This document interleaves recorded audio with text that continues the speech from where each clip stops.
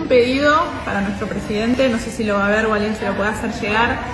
Queremos ver de incrementar, no sé si es a él al que nos tenemos que dirigir, que los perritos puedan entrar a los supermercados. Estamos muy mal acostumbradas de otros países donde vivimos y me encantaría adoptar las cosas buenas de otros lugares, que se puede ir con los perros a donde quieras.